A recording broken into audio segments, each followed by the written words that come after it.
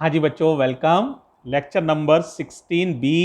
वही question number है 19। दो पार्ट उसके हम कर चुके हैं पिछले लेक्चर में, और दो पार्ट बेटे और रह गए हैं। उन्हें इस लेक्चर में हम समझाने जा रहे हैं। तो जरा ध्यान से देखो, ये कॉइल है। अब बताओ कॉइल किस प्लेन में है? एक्स जेड प्लेन में। तो प्लेन ऑफ कॉइल है, बोलो कौन सा है? Plane of coil. तो ये समझ ही गए, एक्स जेड प्लेन। अब बताओ एम की डायरेक्शन किधर आएगी? इतना तो वैसे ही समझ में आ जाता है, डायरेक्शन ऑफ एम ये आएगी, बोलो वाई एक्सिस की तरफ। या तो पॉजिटिव वाई एक्सिस की तरफ या नेगेटिव वाई एक्सिस की तरफ, यानी इस प्लेन के परपेंडिकुलर। ये एक्स जेड है ना, तो एक्स जेड प्लेन पर परपेंडिकुलर वाई एक्सिस है।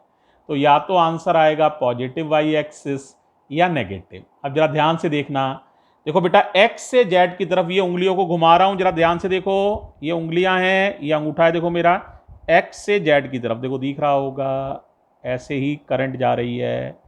तो देखो अंगूठा किधर है, देखो ध्यान से, देखो किधर है, नीचे की तरफ है ना। नीचे का मतलब क्या हुआ कि वाई एक्सिस अगर होता ना पॉजिटिव तो ऊपर की तरफ आता, लेकिन ये नीचे आने का मतलब है वाई एक्सिस नेगेटिव। कौन सा? Y axis negative. चाहो तो एक्स एक्सिस को ऐसे ना बेटा तुम खड़ा करके मान लो, फिर कॉइल को बनाओ एग्जैक्टली। अगर 3D देखना चाहते हो तो 3D देखोगे तो करंट जो जा रही है उसमें देखो ऐसे करंट जाएगी, वास्तव में कायदे से दिखाया ना, तो ये एक्स एक्सिस है। और करंट जाएगी इस तरह से, इस तरह से जाएगी। तो देखो ये अंगूठा किधर आएगा? इधर की तरफ। देखो ये वाला अंगूठे की बात कर रहा हूं, ये किधर आएगा? देखो दिख रहा है, ये वाला अंगूठा आएगा तुम्हारा इधर की तरफ। देखो ये करंट है और ये इधर। अब इधर कौन सी एक्सिस हुई? ये है वाई एक्सिस, तो इधर आएगी नेगेटिव वाई एक्सिस। ठीक है, 3D में देखना चाहो तो कॉइल को यहां बना लेना, एक छोटी सी यहां पे रेक्टेंगल रख लो, रेक्टेंगल में करंट चला लेना और फिर उंगलियों को घुमाना करंट की दिशा में। तो देखो ये इस तरह से कॉइल का आपका ये जो प्लेन के परपेंडिकुलर ये वाला अंगूठा है, ये वाला अंगूठा जो है वाई एक्सिस नेगेटिव की तरफ है। तो इस तरह से आसानी से समझा जा सकता है इस डायरेक्शन को। ये आएगी नेगेटिव वाई एक्सिस। किधर आएगी बताओ? नेगेटिव वाई एक्सिस, यानी माइनस जे कैप की तरफ। ठीक है, अब बताओ भाई टॉर्क किधर आएगा? टॉर्क होता था, डायरेक्शन की बात कर रहा हूं, direction of tau, M cross B. M माने minus J cross B, B माने मैग्नेटिक फील्ड जेड एक्सिस की तरफ था, याद ही होगा तुम्हें। तो मैग्नेटिक फील्ड है के, तो जे क्रॉस के। अब बताओ जे क्रॉस के क्या होता है? जे क्रॉस के होता है आई, लेकिन ये माइनस और आगे लगा हुआ है, बाई द वे की बात है, तो ये हो जाएगा माइनस और जे क्रॉस के आई। इसका मतलब ये आंसर आएगा नेगेटिव एक्स एक्सिस की तरफ। तो इसका तो टाउ की डायरेक्शन हो गई अलोंग नेगेटिव एक्स एक्सिस, या तो लिख लो या लिख सकते हो एक्स डैश एक्सिस। क्या लिख सकते हो? X dash axis. इसका मतलब भी होता है negative x axis, x dash axis. ठीक है, अब बेटे इसका मैग्नीट्यूड निकालना है। मैग्नीट्यूड तो यार वही फॉर्मूला है, तुम्हें पता ही है क्या होता है, बताओ। M B sine theta, theta तुम्हें पता है जे और के बीच का एंगल 90 डिग्री, तो ये 90 हो जाएगा। एम का फॉर्मूला फिर तुम्हें पता है आई ए बी और साइन 91 हो जाएगा। और एरिया फिर तुम्हें पता है लेंथ इनटू ब्रेथ। तो ये तो वही पैरामीटर आ गए जो पहले सॉल्व कर चुके हो। तो आंसर मैग्नीट्यूड तो उतना ही आएगा, ये 1.8 इंटू 10 की पावर -2 न्यूटन मीटर, उतना ही मैग्नीट्यूड। लेकिन डायरेक्शन जो है वो आएगी अलोंग नेगेटिव एक्स एक्सिस या एक्स डैश एक्सिस। ये हो गई डायरेक्शन। क्लियर हो जाना चाहिए बच्चों, है। अब एक फोर्थ पार्ट और देख लो तो ये सवाल खत्म हो जाएगा बेटा। जरा केयरफुली देखना बच्चों, फोर्थ पार्ट ये है, देखो जरा डायग्राम को देखो।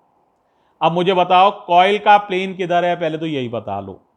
प्लेन ऑफ कॉइल कहां है, कौन सा प्लेन है, बोलो सारे बच्चे बोलो।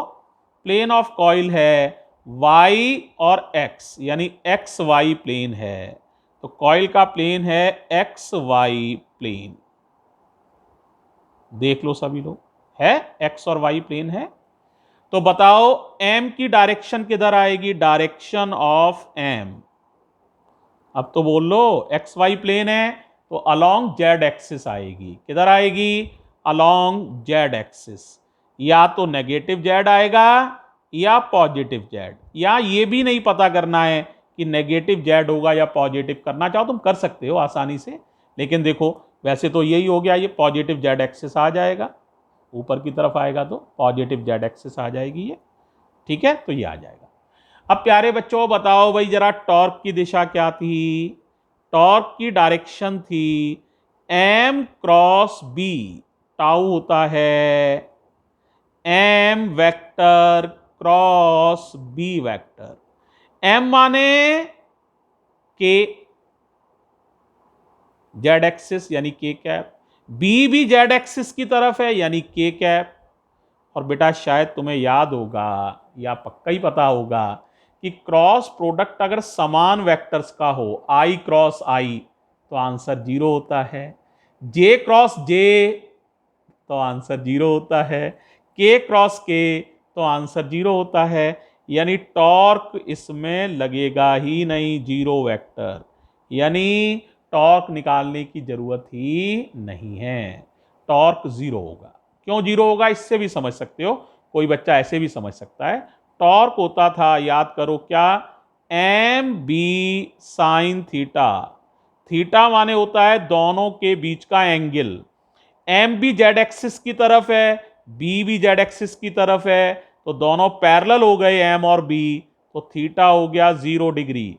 तो साइन 0 की वैल्यू 0 होती है तो टॉर्क भी हो जाएगा 0।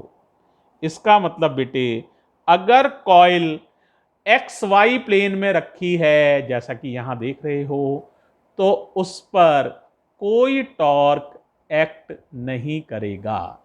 अब ये बताओ चारों केस क्लियर हो गए, एम की डायरेक्शन निकालना सीख गए, बस इसी को सबसे ध्यान से समझना है। डायरेक्शन ऑफ एम, जिस प्लेन में कॉइल होती है उस प्लेन के परपेंडिकुलर होती है। अब उसमें दो संभावनाएं बचती हैं कि पॉजिटिव माने या नेगेटिव माने। जैसे यहां पर है एक्स वाई प्लेन में कॉइल है, तो हम ये तो समझ ही गए एम जो होगा या तो नेगेटिव जेड एक्सिस की तरफ होगा या पॉजिटिव जेड एक्सिस की तरफ होगा। उसका हम कंफर्मेशन करते हैं इस रूल से, if we curl our fingers in the direction of current then thumb will indicate the direction of dipole movement. फिर एम और बी दोनों की डायरेक्शन यहां रखकर टाउ की डायरेक्शन निकल आती है। दोनों अगर सेम वेक्टर्स हैं तो बेटे उनका क्रॉस प्रोडक्ट हमेशा 0 होता है। बाकी तुम्हें रूल याद ही है, आई क्रॉस जे के होता है, जे क्रॉस के आई होता है। इस तरह से तुम्हें रूल बताया था मैंने, तो उस रूल को फॉलो करते हैं। ओके बच्चों, थैंक यू बेटे। तो ये सवाल तुम्हारा कंप्लीट हो गया है।